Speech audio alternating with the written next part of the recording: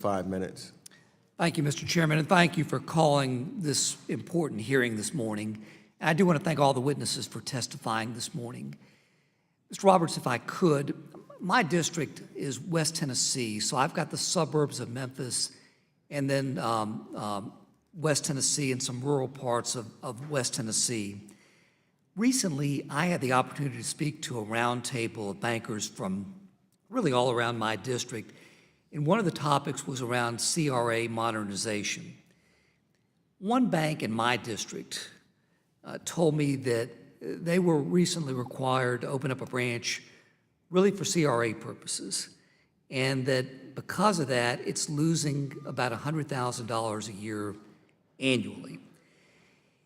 As we look at the CRA and the way it's constructed and what's required of the different communities, it seems like that regulators increasingly have included in their CRA examinations criteria, in my opinion, that may not be related to CRA, including compliance with other financial laws or consumer regulations that have their own standards and penalties for violations.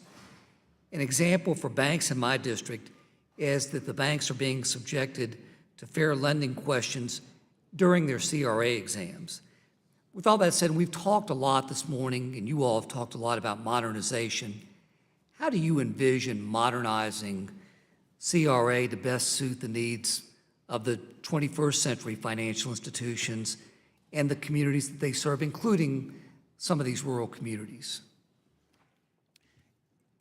Yes, Mr. Kustoff, rural communities certainly need much better consideration under CRA.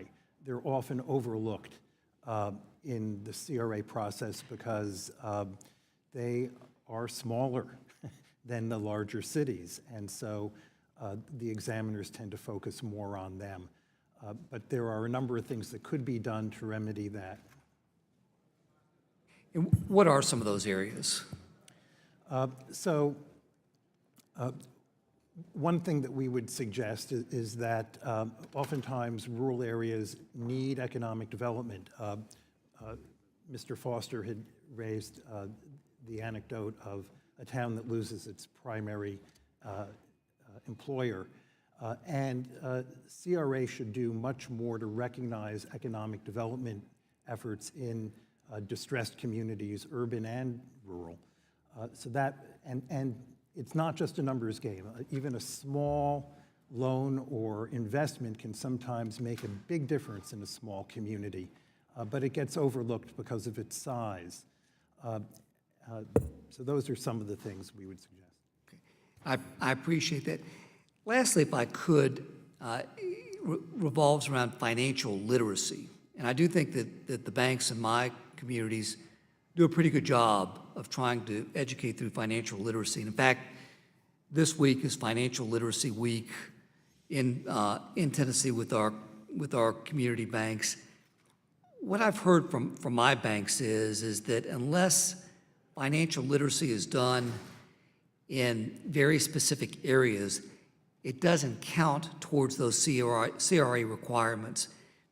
Do you believe that these requirements should be or could be modernized, if you will, to allow for education done within a bank's footprint to be counted towards the CRA? Yes, I think it could be done, and you can maintain a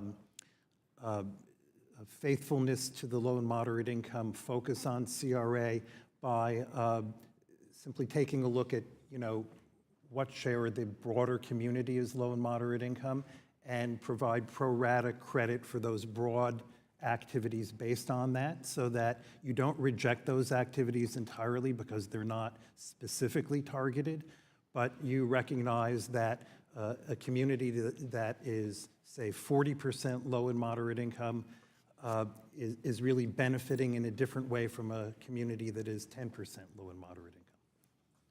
Thank you, and I yield back the balance of my time.